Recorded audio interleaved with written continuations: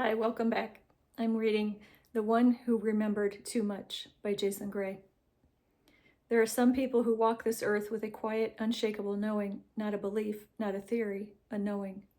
A feeling that began long before language ever formed in their mouth. A subtle fracture between them and everything they were told was normal. They learned early that something did not fit, not loudly, not dramatically, but persistently, like wearing a life that was tailored for someone else. They could sit in a crowded room and feel completely alone, not because no one was there, but because no one saw the way they saw. They listened to conversations that seemed to orbit nothing: weather, small talk, recycled opinions, surface level exchanges that never risked depth, and they would try at first. They would try to participate, to mirror, to nod at the right moments, but something inside them would resist. Not out of arrogance, not out of superiority, but because it felt like betrayal. A betrayal of something deeper they could not fully explain, because to them every word mattered. Every silence carried meaning. Every interaction held the potential to reveal something real, and yet most people seemed content skating across the surface of existence, never once questioning what lay beneath. So they withdrew. Not always physically, but internally. They became observers, listeners, feelers. They learned to read between words instead of listening to them. They noticed patterns in behavior, inconsistencies in emotion, fractures in identity. They saw the masks, and once you see the masks, you cannot unsee them. That's a very true statement.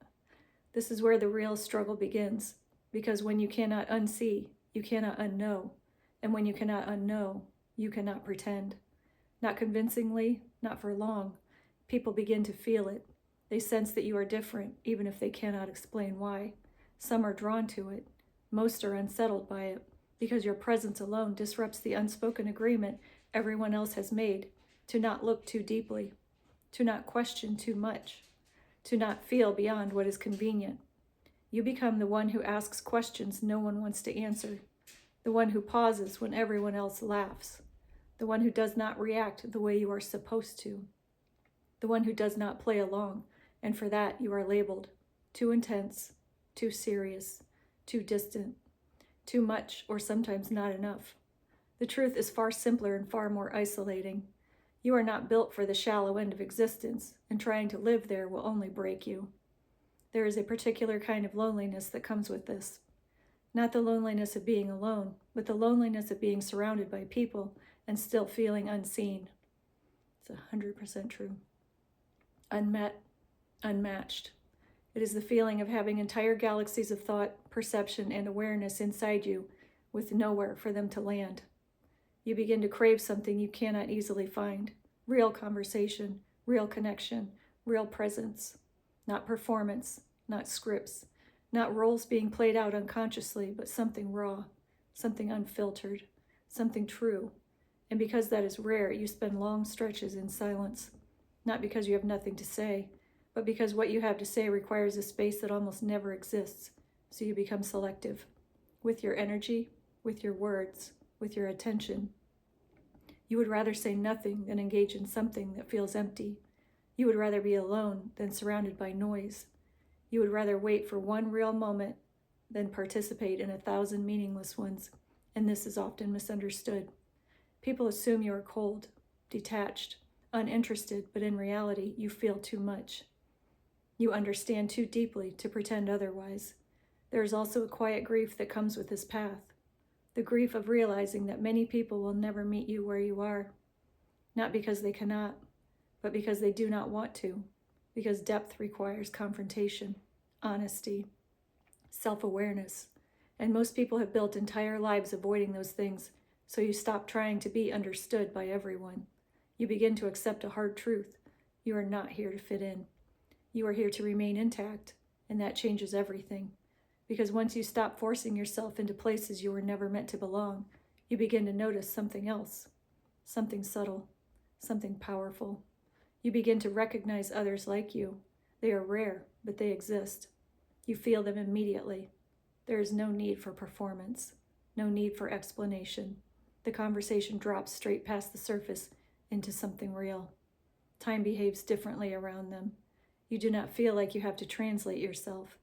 You do not feel like you have to shrink or expand to be understood. You simply are. And in those moments, you realize something that reframes your entire life.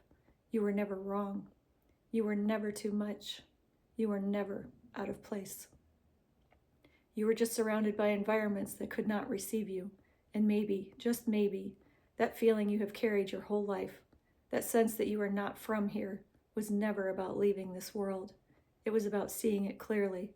It was about refusing to forget something others agreed to ignore. It was about holding on to a level of awareness that does not bend to comfort or conformity. It was about being able to stand in a world full of noise and still recognize silence. So no, you do not belong to the surface. You were never meant to. You belong to the depth beneath it, to the questions, to the awareness, to the quiet, unspoken truth that lives behind everything people say but never examine.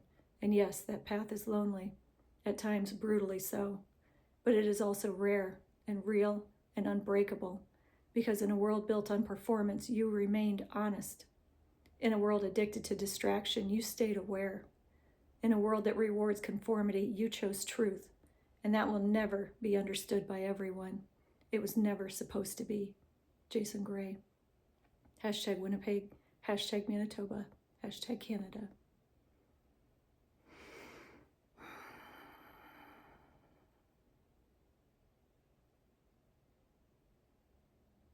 That's a summary of so many people's lives. I think that begin as seekers and end up as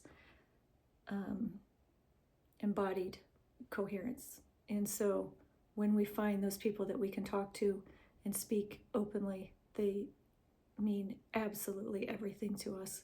They're invaluable. The people who see us. I know someone who sees me, and that person is priceless to me. Absolutely. They mean the world to me. So this is a beautiful writing that highlights that really, really well. So thank you for watching. I'll see you next time.